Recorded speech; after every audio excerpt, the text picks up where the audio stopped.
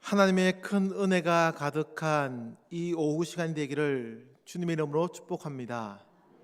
오늘도 이 시간을 함께하는 우리 성도님들이 계셔서 참으로 행복한 시간입니다. 어릴 적 제가 보았던 제 부친의 모습은 늘 책을 가까이 하셨고 유머가 넘치면서도 때로는 단호하게 원칙을 지키셨던 모습입니다. 비록 시골의 미자립 교회에서 목회를 하셨지만 그럼에도 늘 배울 것이 있고 닮고 싶은 모습이셨습니다. 흔히 말하듯 저의 부친은 저에게 큰 산처럼 여겨졌습니다. 그런데 지금은 그 부친이 시골 노인이 다 되셨습니다. 전화를 드려도 전화벨 소리를 잘 듣지 못해 전화가 왔는지도 모르시고 걸음걸이도 예전에 비하면 많이 느려지셨습니다. 때로는 건강에 좋지 않은 단 음식을 아이처럼 마구잡이로 드시고야 맙니다. 아직 연세가 그렇게 많다고 생각하지는 않는데 그래서 더 안타깝고 걱정이 되기도 합니다. 그렇기에 제가 아들로서 늘 기도하며 바라는 것, 그것은 저희 부모님의 노후가 좀 더 건강하고 행복한 삶이 되기를 기도합니다. 제가 또 새청춘대학을 맡고 있지 않습니까? 제가 가끔 우리 어르신들에게도 말씀드립니다.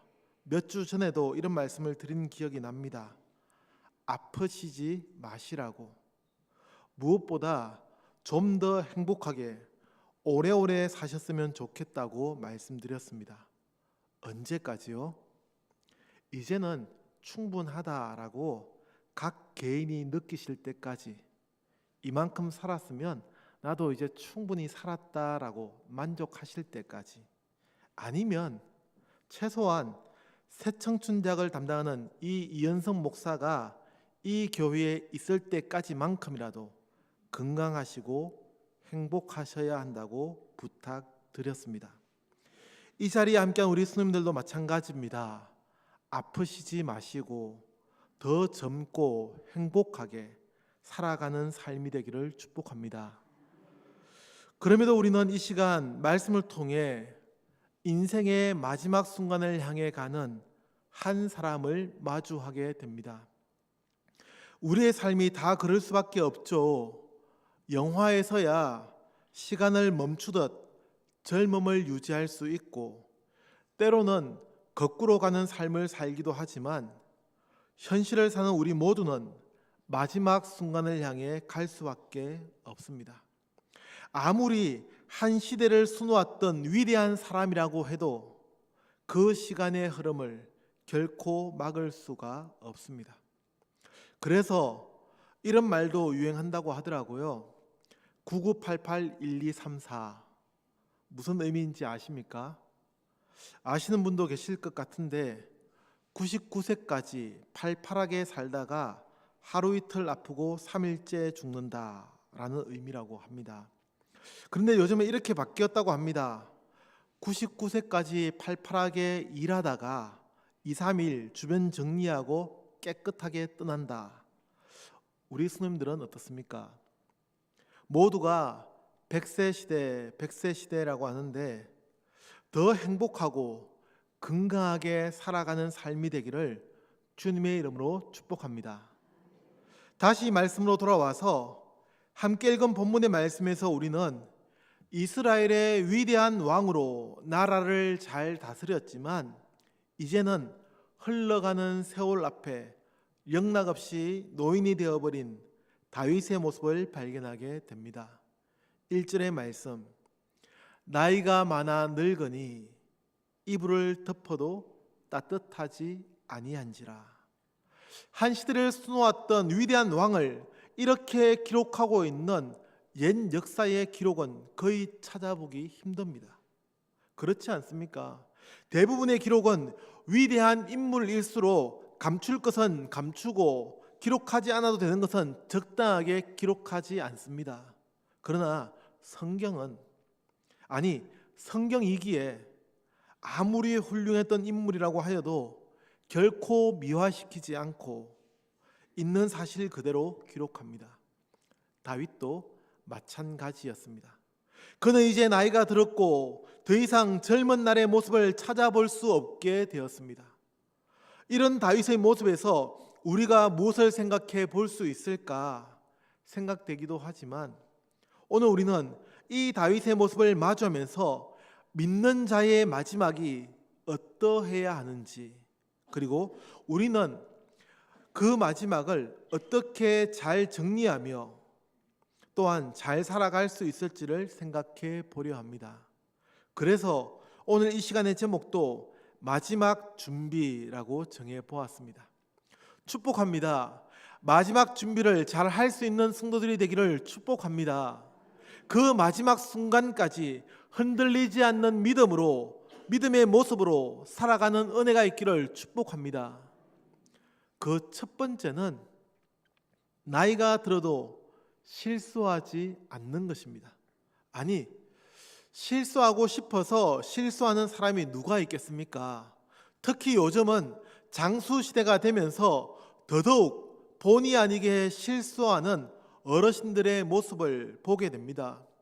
저희 부친과 모친도 그렇습니다. 그나마 요즘은 약이 잘 나와서 약만 잘 챙겨 드시면 훨씬 덜 하다고 하던데, 그것도 조금 늦춰줄 뿐이지 근본적으로 치료가 되는 것은 아닙니다. 그러니 연세가 드시면 인지 기능이 감소하면서 실수할 수 있습니다. 저는 지금 그 이야기를 드리려는 것이 아닙니다. 그것은 연세가 드시면 어쩔 수 없는 질환이라고 생각하시면 됩니다. 다윗의 모습에서 우리가 발견하게 되는 것은 그런 모습과는 조금 다른 것입니다. 다시 말씀으로 돌아가면 다윗은 이제 체온을 유지하는 것도 쉽지 않은 나이가 되었다고 기록합니다. 지금 우리의 시대에서야 옷도 좋고 이불도 좋습니다. 난방도 잘 되고 무엇보다 건물도 튼튼하게 잘 지어져 있어서 기본적으로 추위를 막아줄 수 있습니다. 그러나 지금으로부터 약 3000년 전에는 결코 그렇지 않았습니다. 조금만 기온이 떨어져도 추위를 곧바로 느낄 수 있는 그런 환경이었습니다. 이스라엘 지역이 우리나라와 비교해도 그렇게 추운 지역은 아님에도 즉 겨울이라고 할 수 있는 12월과 1월이 되어도 평균 기온이 섭씨 10도 정도이지만 이런 날씨에도 추위를 느끼게 되는 시대였고 그런 지역이었습니다. 그래서 이런 모든 내용을 함축적으로 이불을 덮어도 따뜻하지 아니한지라 라는 구절로 표현합니다. 문제는 그 해결책이었습니다. 별다른 난방기구가 없었는지 다윗의 신하들은 사람의 체온으로 다윗을 따뜻하게 지내게 했습니다. 정말로 이런 내용까지 기록이 되어야 하나라는 생각도 듭니다. 그리고 왜 다윗은 그런 신하들의 행동을 미리 제지하지 않았는지 의아하게 생각되기도 합니다. 추위를 이겨내기 위해서, 다시 말해 체온을 유지하기 위해서 이렇게 했다는 기록은 성경 그 어디에도 또다시 기록되지 않습니다. 한편으로 생각하면 다윗을 걱정했던 신하들의 과잉 충성이라고 할 수도 있겠고, 그럼에도 이런 행동을 애초에 제지하지 못한 다윗의 모습이 안타깝기도 합니다. 그만큼 나이가 들어 판단이 흐려졌다고 생각해 볼 수도 있고, 아니면 건강에 문제가 있었다고 생각해 볼 수도 있습니다. 그나마 다윗은 이 아비삭이라는 처녀를 성적인 대상으로 삼지는 않았습니다. 사랑하는 성도 여러분, 실수하지 않아야 합니다. 문제는 아주 작은 것에서 시작된다고 하지 않습니까? 그 문제를 애초에 잘 다스려야 합니다. 애초에 문제의 발단을 만들지 않는 것이 제일 좋습니다. 그러나 그런 기회를 이미 놓쳤다면 더 큰 실수로 이어지지 않게 해야 합니다. 다윗은 그런 문제를 미리 막지는 못했습니다. 그러나 그가 더 큰 잘못으로 이어지지 않도록 했기에 우리는 그의 모습을 보면서 우리의 마지막 준비를 다시 생각해 보게 됩니다. 얼마 전 뉴스에서 교통사고의 영상을 본 기억이 납니다. 흔히 말하는 칼치기 운전으로 가해 차량은 접촉사고를 내고 그대로 도망을 갑니다. 피해 차량 운전자는 이런 당황스러운 상황에 가해 차량을 10분 정도 쫓아갔는데 결국 그 가해 차량이 도로 옆 화단에 더 큰 사고가 난 모습으로 세워져 있었다고 합니다. 그리고 운전자는 이미 문을 열고 도망을 갔더라는 겁니다. 아마도 그 운전자는 음주운전을 한 것으로 생각됩니다. 우리 성도님들은 무엇이 더 중한 죄라고 생각하십니까? 음주운전을 하다가 사고를 낸 것이 더 큰 처벌을 받을까요? 아니면 사고를 내고 도망을 간 것이 더 큰 처벌을 받을까요? 전문가들의 의견에 따르면 교통사고에서 음주운전보다 더 큰 처벌을 받는 것이 뺑소니라고 합니다. 처음 사고가 났을 때에 차를 멈추고 음주운전으로만 처벌을 받았다면 그 가해 차량의 처벌은 훨씬 가벼웠을 것이라는 겁니다. 사랑하는 성도 여러분, 우리의 삶에서도 이런 실수를 하지 않아야 합니다. 자동차 얘기가 나왔으니 하나만 더 하자면 자동차에서 정말로 중요한 것은 가속 페달이 아니라 브레이크 페달이라고 합니다. 멈추어야 할 때에 멈출 수 있어야 합니다. 우리의 삶에서도 마찬가지입니다. 실수하는 자리, 죄 짓는 자리에는 멈추고 가까이 가지 않아야 합니다. 그것만이 우리의 마지막 모습이 아름다운 모습으로 기억되게 합니다. 마지막 준비를 잘 하셔서 실수하지 않는 성도들이 되기를 주님의 이름으로 축복합니다. 두 번째로 겉모습으로 판단하지 않아야 합니다. 다윗에게는 아들이 많이 있었습니다. 잠시 다윗의 아들들에 대해서 정리해 보시죠. 첫째는 아히노암이 낳은 암논이었습니다. 그런데 이 암논은 근친상간을 저질러 압살롬이라는 셋째 아들에게 살해당합니다. 둘째는 아비가일이 낳은 다니엘입니다. 이 다니엘은 길르압이라고도 부르기도 하는데 아마도 어린 나이에 죽은 것으로 추정됩니다. 셋째가 조금 전에 말씀드린 마아가의 아들 압살롬이었고 이 압살롬도 반란을 일으켜 처형당해 죽게 됩니다. 그러고 나면 넷째였던 학기서의 아들 아도니아입니다. 우리는 이미 이스라엘의 역사를 다 알고 있으니 다윗의 뒤를 이어 솔로몬이 왕이 되었다고 알고 있지만 이 솔로몬은 다윗의 10번째 아들이었습니다. 그러니 솔로몬 위로도 많은 아들들이 있었고 특히 같은 어머니였던 밧세바의 아들은 총 4명이었는데 그 중에 솔로몬은 막내였습니다. 솔로몬 밑으로도 아들이 더 있었다고 추정은 되는데 구체적인 이름이 기록되지는 않습니다. 정리하면 이런 겁니다. 성경에 기록되는 다윗의 아들은 총 10명이 있는데 그 중에 솔로몬은 10번째 아들이었다는 것. 그리고 오늘 본문에서 기록되는 아도니아는 넷째였지만 그 위로는 모두 죽었기 때문에 서열상으로 보면 마땅히 다윗의 뒤를 이어 왕이 되어야 했다는 겁니다.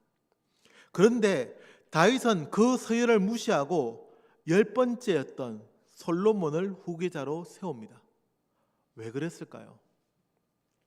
이에 대해서 다윗이 구체적으로 밝히지 않고 있으니 정확하게 알 수는 없지만 본문의 말씀을 통해 몇 가지 추적해 볼 수 있습니다. 5절 말씀입니다. 한 번만 더 같이 읽어보겠습니다. 시작. 그때에 학기서의 아들 아도니아가 스스로 높여서 이르기를 내가 왕이 되리라 하고 자기를 위하여 병거와 기병과 호위병 50명을 준비하니. 아멘. 무엇이라고 합니까? 스스로 높여서 라고 합니다. 스스로 높인다고 높여지겠습니까? 높아지는 것은 주변에서 높여주어야 높아지는 겁니다. 아무리 자신이 스스로 높여도 주변에서 함께 높여주지 않으면 소용이 없다는 말입니다. 그런데 이 아도니아는 스스로를 높이는 사람이었습니다. 교만했다는 겁니다. 더더욱 이런 아도니아의 모습이 안타깝게 느껴지는 것은 스스로를 높이며 왕이 되려 했던 압살롬에 대한 기억이 또렷이 남아있기 때문입니다. 압살롬이 어땠습니까? 그는 백성들의 마음을 훔쳐서 스스로 왕이 되었고 결국 반란을 일으켰습니다. 그렇게 그는 성공하는 것처럼 보였습니다. 예루살렘으로 입성했고 다윗은 급하게 피난길에 올랐습니다. 그러나 그 결과는 어떻게 되었습니까? 죽음으로 끝나고 말았습니다. 교만한 자의 최후가 그런 겁니다. 그래서 이런 말씀 있지 않습니까? 교만은 패망의 선봉이요 거만한 마음은 넘어짐의 앞잡이니라 라고 하지 않습니까? 잠언 16장 18절의 말씀입니다. 그런데도 또다시 아도니아는 그 압살롬을 보면서 자신의 잘못을 반성하지 않고 스스로 높이며 사람들을 모았습니다. 또 이런 아도니아를 이어지는 6절에서는 이렇게 기록합니다. 그는 압살롬 다음에 태어난 자요 용모가 심히 준수한 자라. 그의 아버지가 네가 어찌하여 그리하였느냐고 하는 말로 한 번도 그를 섭섭하게 한 일이 없었더라. 우리 성도님들은 이 구절을 어떻게 생각하십니까? 아도니아가 그만큼 아버지 다윗의 마음에 들었다는 것으로 해석되기도 합니다.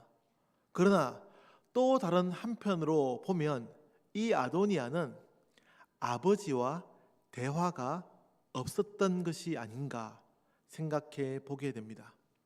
그가 정말로 아버지의 마음을 잘 알았다면, 그가 정말로 착한 아들 아버지의 효자였다면 본문에 기록되는 이런 일을 저지르지 않았어야 합니다. 이미 다윗은 솔로몬을 후계자로 생각하고 있었기 때문입니다. 아도니아가 정말로 다윗의 마음에 드는 그런 사람이었다면 아버지 다윗이 누구를 후계자로 생각하는지 이미 알고 그 아버지의 뜻에 따랐어야 합니다. 이에 대해서는 잠시 후에 다시 살펴보겠습니다. 이런 아도니아의 또 다른 모습을 보면 그는 이런 큰 실수를 했음에도 다윗을 이어 왕이 된 솔로몬에게 용서를 받습니다. 정말로 다행이죠.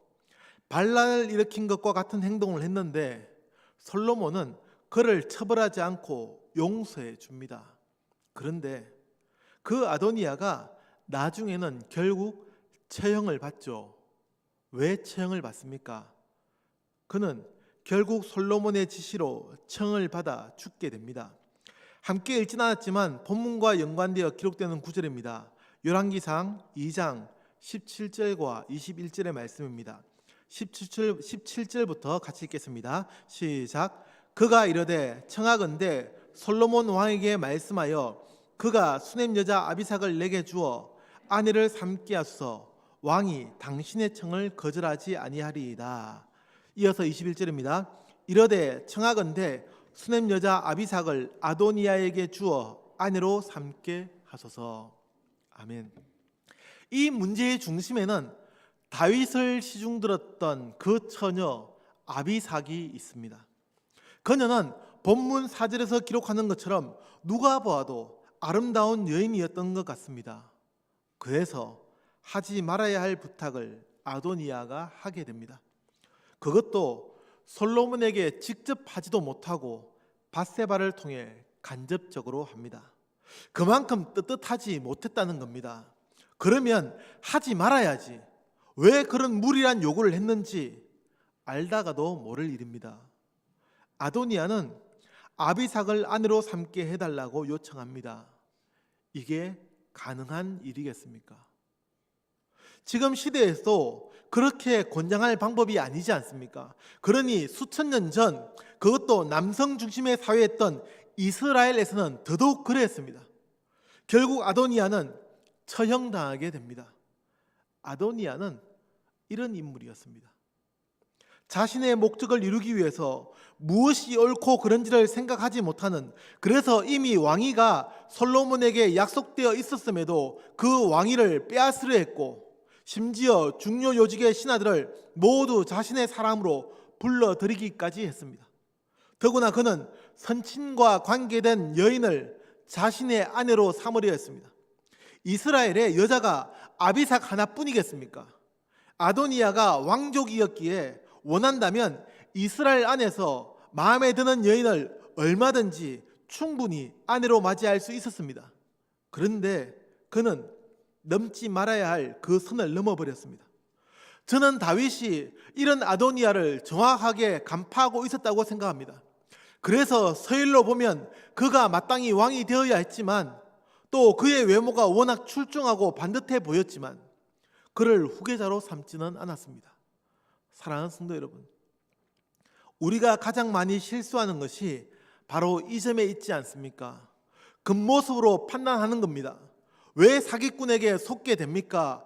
겉모습을 보면 꽤 괜찮아 보이거든요. 그래서 믿는 겁니다. 겉모습만 보면 믿을만 하니까, 겉모습을 보면 절대 사기칠 사람이 아니니까 그렇게 믿고 모든 것을 다 맡기는 겁니다. 겉모습에 속지 않아야 합니다. 겉모습으로 판단하지 않아야 마지막 순간에도 실수하지 않게 됩니다. 이런 은혜가 우리 성도님들에도 있기를 축복합니다. 마지막으로 약속은 지켜야 합니다. 아도니아가 스스로를 높여 왕이 되려 하자 왕궁에서는 야단이 났습니다. 이러다가는 왕위가 생각지도 않은 자에게 넘어갈 판이었습니다. 그래서 급하게 일들이 진행됩니다. 이런 혼란을 막기 위해서 밧세바는 다윗을 만났고 선지자 나단과 함께 상황을 정리합니다. 이에 대한 자세한 기록이 열왕기상 1장에 계속 기록되고 있습니다. 이 말씀들을 다 같이 읽어보면 좋겠지만 그러기에는 1장의 말씀이 너무 길어서 10절까지만 본문의 말씀으로 정했습니다. 집에 돌아가셔서 꼭 한번 읽어보시면 훨씬 더 이해가 쉬우리라 생각합니다. 아무튼 아도니아가 왕이 되는 것을 막기 위해서 이야기가 진행되는 도중 이런 내용이 나옵니다. 17절입니다. 같이 읽겠습니다. 시작. 그가 왕께 대답하되 내 주여,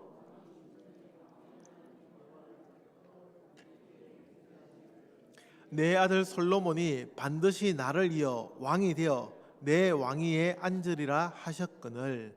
아멘. 이 말씀은 밧세바가 다윗에게 하는 말인데 그 내용 중에 솔로몬을 후계자로 이미 약속했다는 말씀이 나옵니다. 그런데도 아도니아가 그 왕위를 가지려 했으니 그가 얼마나 무모했는지를 다시 알게 됩니다. 이런 내용, 즉 솔로몬을 후계자로 이미 정해두었다는 기록은 1장에 몇 차례나 반복되며 기록됩니다. 다윗의 확고한 약속이었습니다. 지금은 다윗이 나이가 들어 예전에 비해 많은 불편함과 어려움이 있을지 모릅니다. 그러나 아무리 예전에 했던 약속이라도 그 약속은 지켜져야 합니다. 그렇지 않으면 혼란이 찾아오기 때문입니다. 혹시 그 약속이 변경되어야 한다면 공식적인 입장 표명이 먼저 있어야 사람들에게 혼란을 주지 않게 됩니다.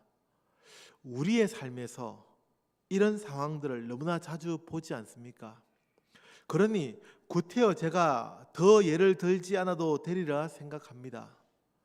믿음의 사람은 약속을 지키는 것으로 그 마지막을 잘 준비해야 합니다.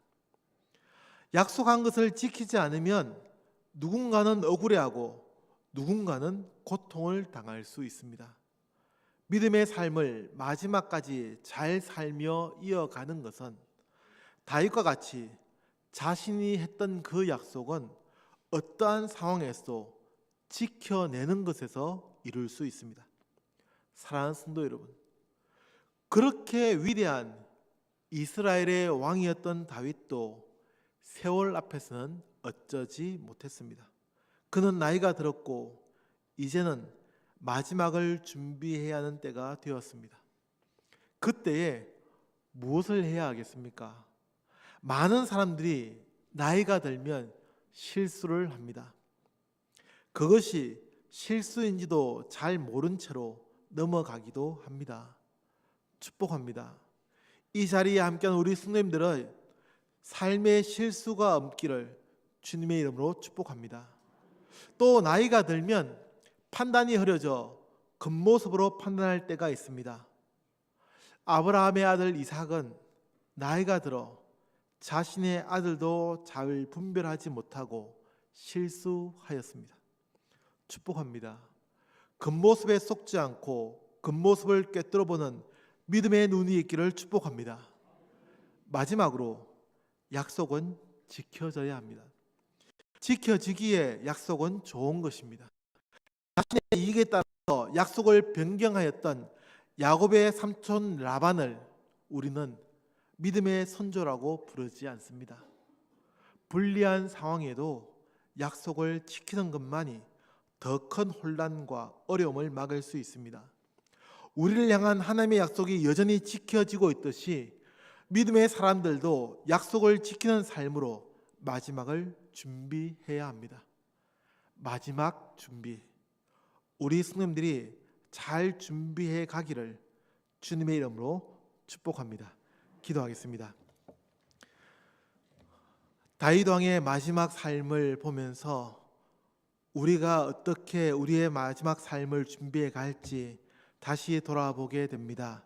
하나님, 실수하지 않고 겉모습에 속지 않으며 또한 하나님 앞에 신실하게 약속을 지켜나가는 믿음의 삶을 살게 하여 주옵소서. 예수님의 이름으로 기도합니다. 아멘.